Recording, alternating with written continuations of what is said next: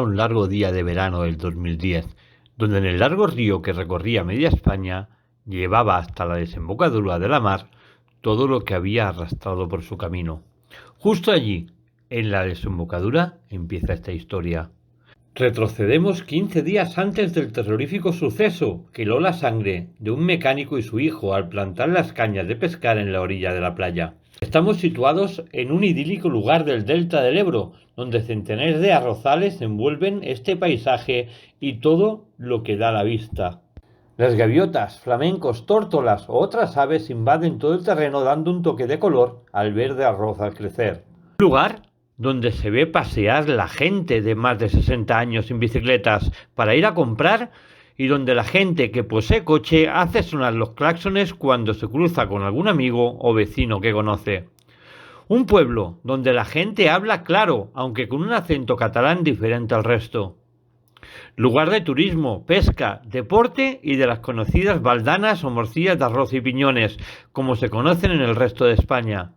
Platos exquisitos como el arroz col y fasols, y que es judía blanca, que hacen que las papilas gustativas de la boca exploten de emoción. Tierra también de arroz, tanto en el terreno como en la mesa. Lugares paradisiacos donde perderse y descubrir fauna y flora nunca vistas en otros sitios.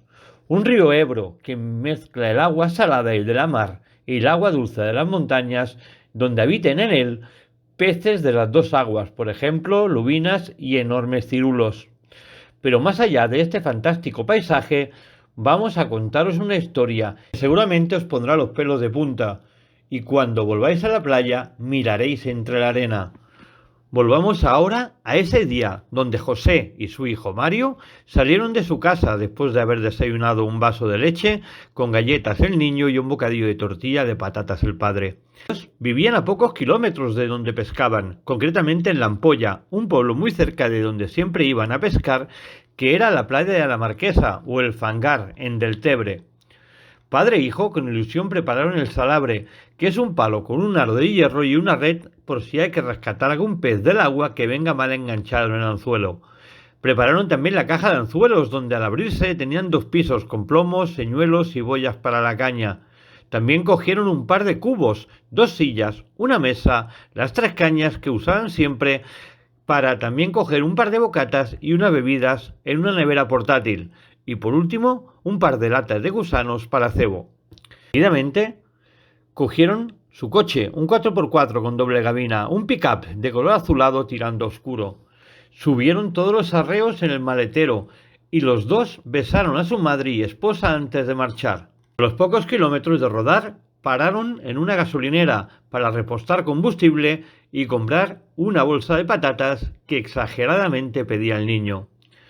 Estuvieron una media hora por el tráfico al llegar al sitio y serían sobre la 1 de la tarde cuando llegaron a la playa de la Marquesa, aparcando en el restaurante. Una vez allí, José, el padre, sacó del inmenso maletero cubierto una carretilla para poner en él las cosas y atarlas con 2 pulpos elásticos para que no cayeran pues a una larga distancia hasta la desembocadura donde supuestamente iban a plantar sus 3 cañas.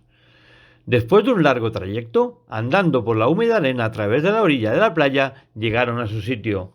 Mario, el niño, empezó a jugar en la arena, mientras construía un pequeño castillo al que pegaba conchas de almejas que recogía en la misma arena, y también hacía figuras abstractas con conchas, un caracol manzana que hay mucho en el delta y patas de cangrejo secas que encontraba por la arena. Su padre, sin perderlo de vista, empezó a montar el campamento, o lugar donde iban a pasar el resto del día hasta entrar a medianoche. Primero puso las lanzas clavadas en la arena y enzarzó las cañas en cada una de ellas. Luego puso la mesa desplegable que tenía que abrir y colocar en ella las patas. Después abrió las 2 sillas de tela plegables y preparó con 2 piedras una especie de torre para colocar allí una lámpara de gas de camisa para que la noche pudieran tener luz. Lo siguiente que montó fue los 2 cubos con agua de mar, puestos en la primera caña y la tercera, dejándola en medio vacía. Una vez todo preparado, José le dice a su hijo: Mario, ven, vamos a tirar la caña. Pero antes instaló la caja de anzuelos encima de la mesa y insertó los gusanos y colocó los plomos y la boya para ensamblarlos a las cañas. Mario se acercó hasta el padre, no sin antes romper a patadas el castillo de arena y de conchas que tanto había estado construyendo, y cogió la caña del medio y realizó el lance como siempre le había enseñado su padre a realizarlo. José lanzó después de Mario las dos otras líneas de caña para que no se enredaran con la suya. Pasaron unos 15 minutos cuando la caña del pequeño Mario empezó a doblegarse y éste la levantó y empezó a tirar del hilo recogiendo el carrete. Tras un par de minutos, al llegar al anzuelo a la tierra, se dio cuenta que era una camisa que tenía restos de cortes y algo rojo que parecía sangre. José, su padre, para quitarle importancia, le dijo que era un pintor y que eso era pintura, aunque se preguntaba interiormente qué es lo que podía ser eso. Mario, convencido por su padre, tiró de nuevo su línea de pesca. A los 10 minutos después, fue José quien recogió su caña, la que llevaba en el anzuelo una dorada. Esta presa hizo que decidiera no cambiarse de lugar. Al poco rato, una de las cañas hizo un brusco golpe y casi cayó al suelo. Y fue entonces cuando José cogió esa caña y empezó a tirar a través del carrete para saber lo que había enganchado en el anzuelo. Parecía una gran pieza. Tras unos minutos encarnizados de lucha, llegó el pescado a la orilla, un enorme tallán de más de 10 kilos de peso. Padre e hijo se quedaron anodadados y se hacen alguna foto con la enorme presa. Justo ahora empieza nuestra macabra historia. José y Mario se las prometían muy felices, pues habían pescado durante el transcurso de la tarde varios ejemplares como doradas, el tallán, mabras, lubinas y alguna lísera. Pero en uno de los lances, al sacar el anzuelo del agua, vino enganchado con una cabeza humana, casi irreconocible, porque los peces habían comido su carne. En principio se pensaron los dos que sería una cabeza de alguna muñeca, pero al desenganchar el anzuelo, José vio lo que se trataba. En ese momento, José hizo ir lejos a su hijo para que no lo viera y lo acompañó hasta el coche mientras él recogía y avisaba a las autoridades. Al regresar, se dispuso a recoger las cañas, pero lo más espeluznante estaba por llegar en una de ellas. Había enzarzada una mano en una de ellas y en el otro anzuelo una pierna. José no podía dar crédito a lo visto y esperó muy nervioso a la policía. Pasaron unos 20 minutos. Por fin, cuando empezó a ver desde lejos las luces azules de la policía, las que se dirigían a gran velocidad hacia su ubicación.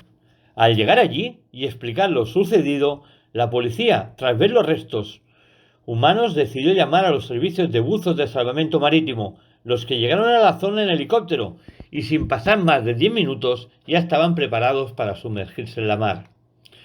Tras varias inmersiones sacaron más de 32 cabezas humanas y un centenar de cuerpos descuartizados que, según ellos, provenían de la desembocadura del Ebro, que los había llevado hacia allí por la marea. Lo más curioso, que eran cuerpos que debían tener el mismo tiempo sumergidos y no había ninguna explicación lógica que contara cómo y por qué estaban allí después de ser arrastrados por la corriente. Pasaron los días y los medios de comunicación se hicieron eco. Por otra parte, José, después de la experiencia, tuvo que recibir ayuda psicológica. Pasaron los días y el caso se enfriaba al no haber ninguna pista. Pero justo 15 días después, en la comisaría, un hombre con un enorme corte en su brazo, que llevaba tapado con un trapo, entró en ella gritando: ¡Los ha matado! ¡Los ha matado! ¡A todos! ¡Los ha matado a todos! Uno de los agentes podía creer ni pensar a qué se refería, y una vez llamado a la ambulancia y asistido por la misma comisaría, el hombre explicó que había sido contratado por un campesino de la zona y cuando se dio cuenta vio como éste disparaba y degollaba a sus compañeros y al intentar cortarle a él el cuello puso su brazo, lo evitó para salir corriendo de allí. Inmediatamente saltaron todas las alarmas y la policía se personó en la casa del supuesto asesino. Una vez dentro lo detuvieron inmediatamente después de ver una escena totalmente espeluznante. Este asesino en serie, conocido como el Longanizas por sus brutales crímenes, a los bajos de su casa y el gallinero en la tercera planta llena de embutido, hecho con carne humana, que luego vendía a las carnicerías y tiendas del barrio como embutidos de cerdo. En el laboratorio se llevaron más de 5.000 salchichas de carne, butifarras de sangre y callos, todos hechos con restos humanos, y que confirmaron la muerte de más de 2.000 personas desaparecidas en las inmediaciones. Una vez en el juzgado, Antonio, rebautizado como el Longanizas, confesó que incluso había hecho lo mismo con gatos y perros, pero que no veía nada malo en ello, pues casi todo el pueblo había comido sus productos y nunca se quejaron. Antonio Longanizas declaró que habían más de 3.000 personas destripadas y convertidas en butifarras, fuets, longanizas o tripas, y que muchos, al ser turistas, sus coches estaban en el fondo del río, conocido por lo pasador, donde hay el puente que enlaza del Tebre y Sant Jaume d'Enveja. Los buzos del ejército podían encontrar allí más de 50 coches sumergidos. Una historia que hemos contado aquí y que ustedes pueden darle la veracidad que crean necesaria. Para la semana que viene nos veremos con otra historia también espeluznante como la de Antonio en Longanizas. Hasta la semana que viene, amigos.